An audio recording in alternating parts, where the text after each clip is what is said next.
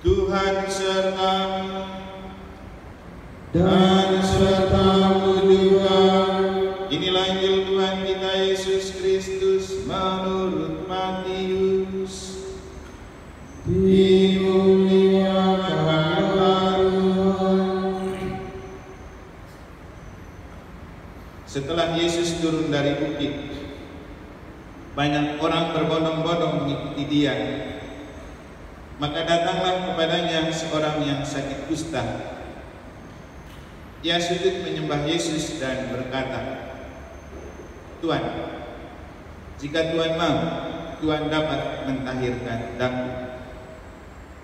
Yesus lalu mengulurkan tangannya, menjamah orang itu dan berkata, "Aku mau, jadilah engkau tahir." Seketika itu juga tahirlah orang itu dari kustanya. Lalu Yesus berkata kepadanya, "Ingatlah, jangan engkau memberitahukan hal ini kepada siapapun, tetapi pergilah, perlihatkanlah dirimu kepada imam, dan persembahkanlah persembahan yang diperintahkan Musa sebagai bukti bagi mereka."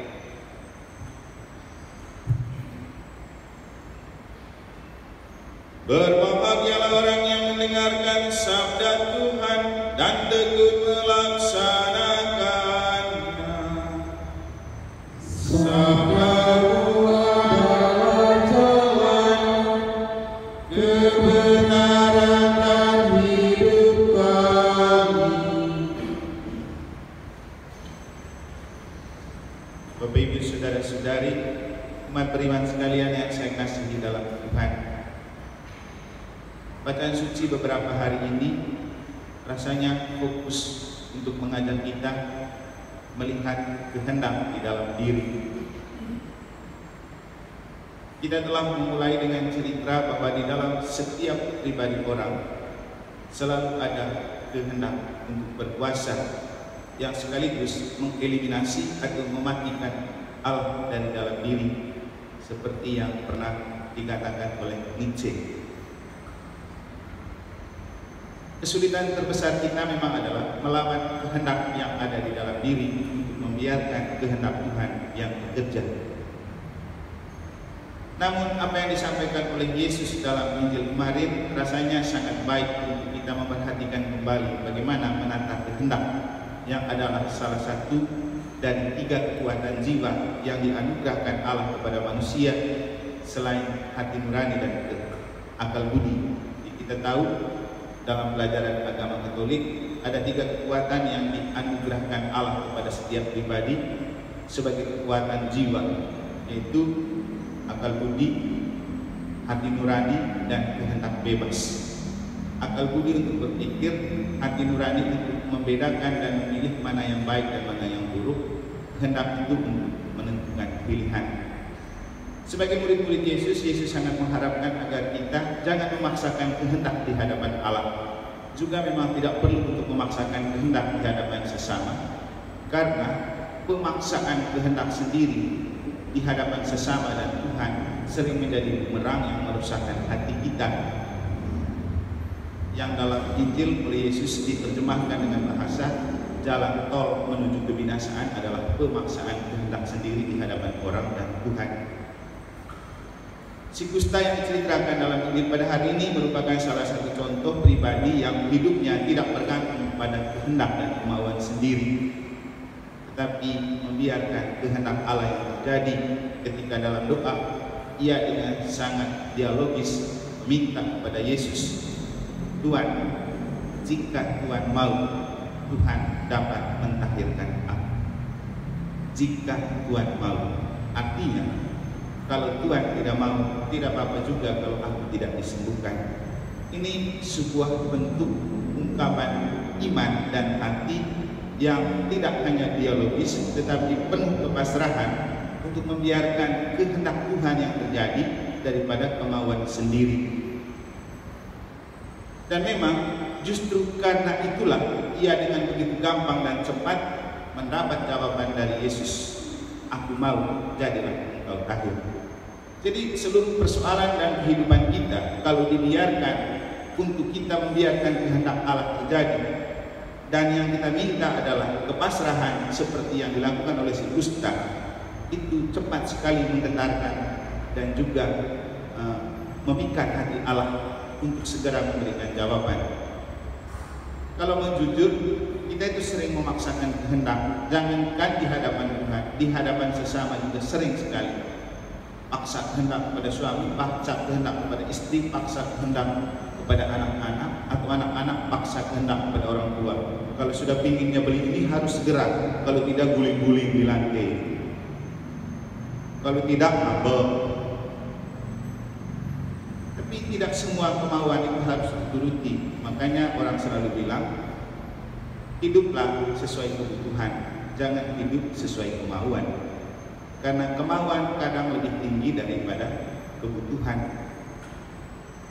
Dan kemauan kita memang sangat perlu untuk membiarkan Tuhan punya mau lebih terjadi daripada maunya kita. Contoh tentang doa dari si Ustaz kiranya menjadi sebuah pembelajaran iman kita. Karena seringkali ketika kita berdoa, ketika kita punya kebutuhan, kita mendesak Tuhan untuk segera memenuhi kebutuhan kita. Karena memang kita baru berdoa ketika ada kebutuhan mendesak. Kalau tidak ada kebutuhan mendesak, mana kita mau doa? Kalau ada perlu sakramen pemandian atau perkawinan untuk anak, baru muncul muka-muka yang lama tidak pernah ke gereja. Baru sedikit agak aktif di KBG atau lingkungan. Giliran permandian sudah selesai, perkawinan anak sudah selesai, hilang lagi. Sering terjadi begitu. Dan dalam doa sering sekali bahwa kita sering memaksa Tuhan dalam doa sesuai kebutuhan kita. Saya pikir selama musim corona ini banyak yang paksa Tuhan dalam doa. Dan di mana-mana orang berdoa. Coba kalau corona tidak ada, siapa mau peduli dengan doa? Giliran sakit baru di rumah-rumah itu ada doa, tapi kalau tidak, siapa mau peduli dengan doa? Giliran mimpi buruk baru berdoa, kalau tidak, siapa mau peduli dengan doa? Hal lain yang dapat kita maknai dari si Gusta itu adalah ketika Yesus bilang begini, pergilah kepada imam, tidak usah kau pertontonkan diri kepada orang banyak. Bahasa gerejanya, pergilah ke imam, jangan pergi ke awam. Awam itu biar hebat bagaimanapun tidak punya kuasa seperti imam. Dan apa artinya ketika Yesus bilang pergi kepada imam dan bukan kepada orang? Kenapa harus imam? Satu, Yesus menghargai imam. Dan itulah alasan kenapa Yesus butuh imam.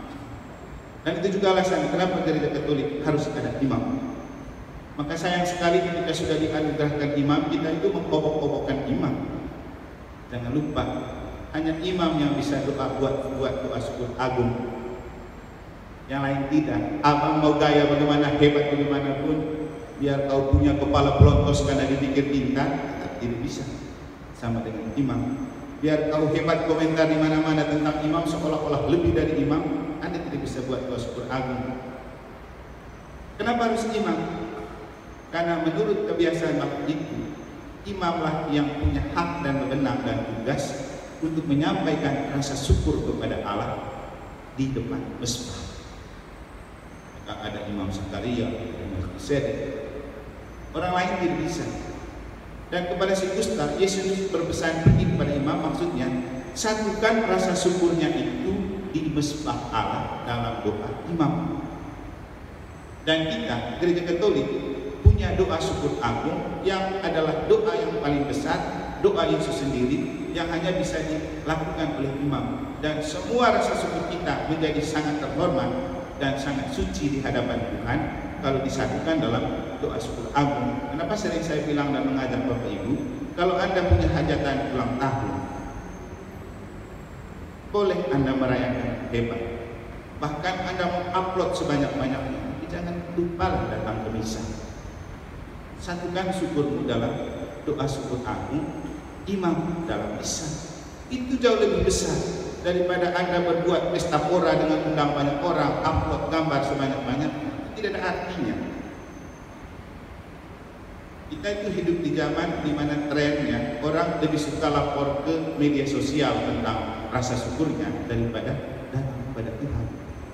Sehingga di medsos kita lihat banyak yang ulang tahun sebenarnya, dan mereka buat acara di mana-mana. Orang Katolik lagi, giliran misa tidak muncul. Apa artinya pesan Yesus kepada si kusta?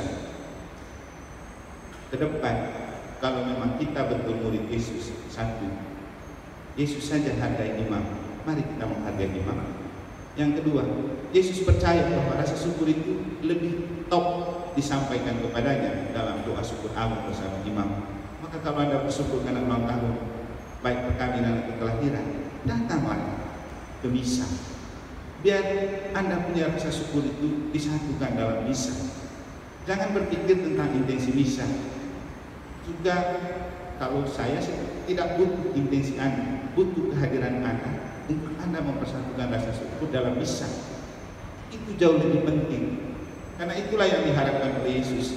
Maka lagi-lagi kita ingat dengan pesan Yesus dalam Injil kemarin. Bukan orang yang berseru Tuhan, Tuhan yang akan masuk dalam kerajaan Allah, tetapi orang yang melakukan kehendak Bapa. Bukan doa kita yang banyak-banyak di kelompok di mana-mana, tapi tidak ikut misa yang membuat kita selamat. Bukan, Anda boleh teriak Tuhan, Tuhan di sana. Tapi kalau Anda tidak misa, rasanya Anda belum seorang Katolik yang bersyukur. Mari kita belajar dari si kusta, dan mari kita belajar dari pesan Yesus dalam Injil pada hari ini. Semoga Tuhan berkati.